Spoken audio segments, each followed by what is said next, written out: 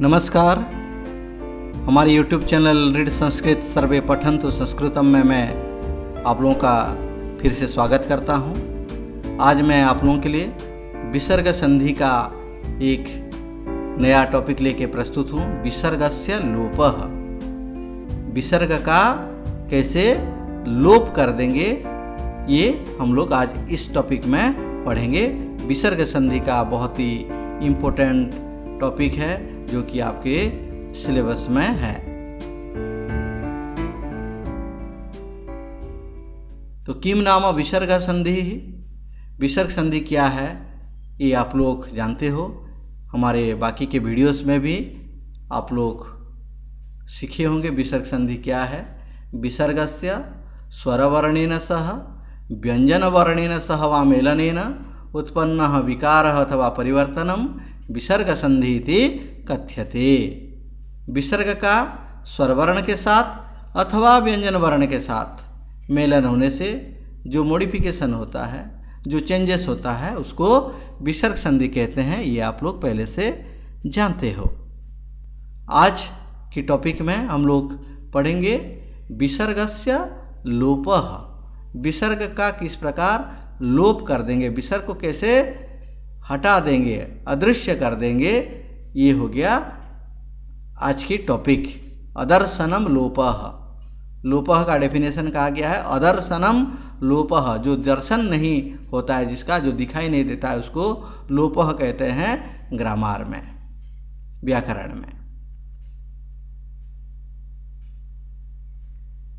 नियमः 1, विसर्गस्य लोपः में कुछ नियम है, उसको हम लोग एक एक करके देखेंगे। नियमः 1, पूर्वपदस्य अन्ते सः अथवा एषः संबंधी विसर्गः, यानी स में विसर्ग लगा होता है सः, एष में विसर्ग लगा है तो एषः तत्शब्द का एंड तत्शब्द का रूप है। पुल्लिंग में प्रथमा, एक वचन में तत्शब्द का सः, ये तत्शब्द का एषः। आप लोग 6th क्लास से ये पढ़ते आ रहे हो, स तौते एषः एतौ एते, लेकिन यहाँ केवल सह एंड एषः के बारे में बताया गया है कि सह एंड एषः में जो विसर्ग लगा है, एषः संबंधी विसर्ग है। तो उत्तर पदस्य प्रथमे अभिन्न कोपि वर्णः, अ के अलावा, अ को छोड़कर और कोई भी वर्ण रहे, पूर्व पद का अंतिम में सह रहे एंड ऐसा रहे, सह अथवा एषः रहे, उसमें विसर्ग जो है उसका हम लोग लोप करेंगे। कंडीशन क्या है? उत्तर पद के प्रथम में अभिन्न कोपि वर्णः, यानी अ को छोड़कर और कोई भी वर्ण अगर रहता है तो तब क्या हो जाएगा? सह एषः इति पदयोः विसर्गस्य लोपः, सह में एंड एषः में जो विसर्ग है उसका लोप कर देंगे, उसको हटा देंगे। देखिए सह एंड एषः क्या बन जाएगा? स बन जाएगा, एषः बन जाएगा। आपके बहुत सारे लेसन्स में आप लोग देखे होंगे कि खाली स लिखा है, खाली एषः लिखा है। यहाँ विसर्ग का जो लोप नियम है ये लागू होने के बाद ही सह स बन जाता है, एषः एषः बन जाता है। ये हो गया रूल 1। पूर्व पद का अंतिम में सह अथवा एषः होना चाहिए। उत्तर पद का प्रथम में अ को छोड़कर कोई भी वर्ण रहे तो सह का एंड एषः का जो विसर्ग है उसको हम लोग लोप कर देंगे, उसका लोप कर देंगे, उसको हटा देंगे। उदाहरण से और स्पष्ट हो जाएंगे। सह प्लस तत्र, यहाँ पर स तत्र विसर्ग है सह के साथ, तत्शब्द का पुल्लिंग में प्रथमा एक वचन में सह है, विसर्ग है एंड बाद में कोई भी वर्ण है, त है, अ को छोड़कर कोई भी वर्ण होना चाहिए। ऐसे में स तत्र हो गया। सेकंड उदाहरण देखिए, एषः गच्छति, एषः में विसर्ग है, बाद में कोई भी वर्ण है, ग है, ऐसे क्षेत्र में विसर्ग का लोप कर देंगे तो एष गच्छति।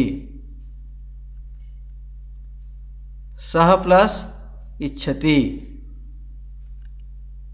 विसर्ग का लोप कर देंगे।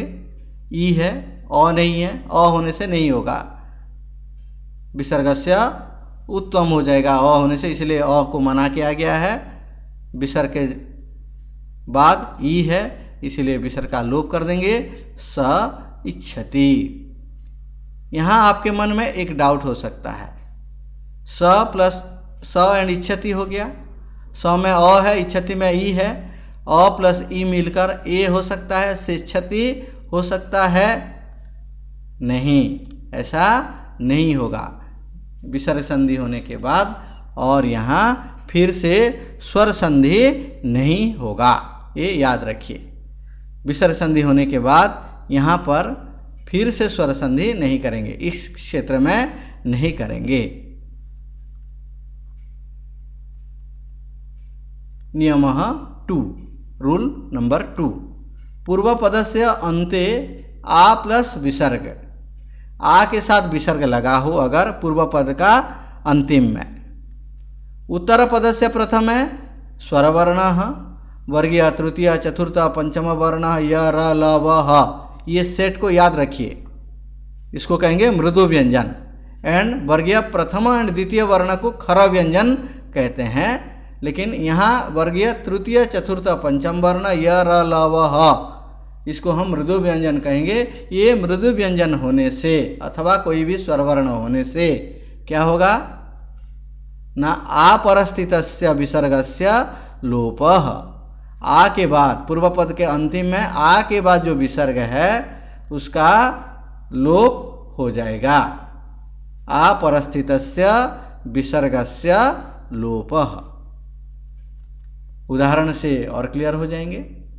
उदाहरण देखिए, छात्राः प्लस आगच्छन्ति, छात्राः अंत में आह उच्चारण हो रहा है, मतलब विसर्ग के पहले आ है, बाद में स्वरवर्ण आ है, ऐसे क्षेत्र में क्या होगा, आ के बाद जो विसर्ग है, छात्राः में जो विसर्ग है उसका लोप हो जाएगा, छात्रा आगच्छन्ति।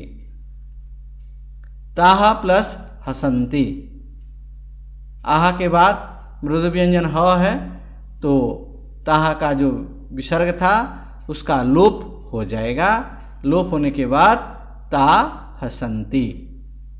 एताः प्लस गच्छन्ति, ताः मतलब आहा है, विसर्ग है अंत में, उसके बाद मृदु व्यंजन है तो विसर्ग लोप कर देंगे, एता गच्छन्ति। विसर्गस्य लोपे कृते स्वर संधि ही न कर्तव्यः, विसर्ग का लोप कर देने से और स्वर संधि नहीं करना। ये पहले भी मैंने बताया रूल 1 में कि देखिए इधर छात्रा आगच्छन्ति, छात्रा में आ है, आगच्छन्ति में आ है, आ मिलकर आ होना चाहिए, दीर्घ संधि होना चाहिए, लेकिन यहाँ पर मना किया गया है, पाणिनि के द्वारा मना किया गया है। पूर्वत्र सिद्धम सूत्र के अनुसार यहाँ फिर से और संधि नहीं करेंगे, फिर से स्वर संधि नहीं करेंगे। ये नियम लागू होने के बाद, विसर्गस्य लोपः, ये नियम लागू होने के बाद फिर से स्वर संधि नहीं करना है, ये याद रखिए। नियमः 3, रूल नंबर 3, पूर्व पदस्य अन्ते अ प्लस विसर्गः, पूर्व पद का अंतिम में अ होना चाहिए एंड बाद में अ के बाद विसर्ग होने चाहिए, अह होना चाहिए, इसका मतलब।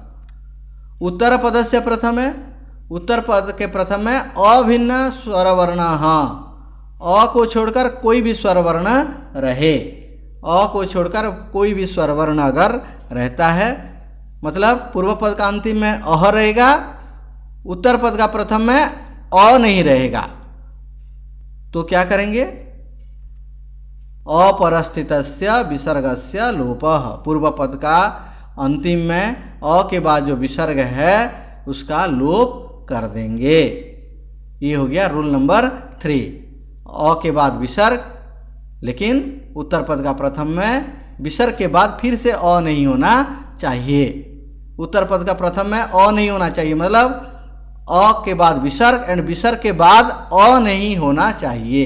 अ को छोड़कर बाकी कोई भी स्वर वर्ण अगर रहता है तो पूर्ववर्ती विसर्ग का, पूर्व पद का अंतिम में जो विसर्ग है उसका लोप कर देंगे। उदाहरण देखिए, उदाहरण से स्पष्ट हो जाएंगे। रामः प्लस आगच्छति, पूर्व पद का अंतिम में रामः अह सुनाई दे रहा है, विसर्ग के बाद अ है, लेकिन विसर्ग के बाद अ नहीं है, क्या है, आ है। ऐसे क्षेत्र में हमारा रूल फुलफिल हो रहा है, हमारा कंडीशन फुलफिल हो रहा है, तो क्या करेंगे, विसर्ग का लोप कर देंगे। विसर्ग का लोप कर देंगे, विसर्ग को हटा देंगे, तो राम आगच्छति। दूसरा उदाहरण, देवः एति, देवः अह है, अ के बाद विसर्ग है लेकिन बाद में अ नहीं है। ऐसे क्षेत्र में अह का विसर्ग का यानी अ के बाद जो विसर्ग था उसको लोप कर देंगे बाद में ए होने के वजह से, देव एति। बालः प्लस इच्छति, अह के बाद ई है, इसीलिए विसर्गस्य लोप संधि कर सकते हैं। लोप कर देने के बाद बाल इच्छति। विसर्गस्य लोपे कृते स्वर संधि ही न कर्तव्यः, विसर्ग का लोप करने के बाद स्वर संधि नहीं करना है। मैंने पहले भी बताया, रूल नंबर 1 में, रूल नंबर 2 में बताया कि राम आगच्छति, जैसे राम में अ है, आगच्छति में आ है, अ प्लस आ मिलके रामागच्छति नहीं करना है। देव एति, अ प्लस ए मिलने से अई प्राप्त होता था, देवैति होता, लेकिन ये असिद्ध है, पाणिनीय सम्मत नहीं है, इसलिए स्वर संधि फिर से नहीं करना है। विसर्गस्य लोपे कृते स्वर संधि ही न कर्तव्यः। तो 3 रूल हम लोग पढ़ लिए, तीनों रूल का फिर से पुनरअभ्यास कर लेते हैं, रिवीजन कर लेते हैं।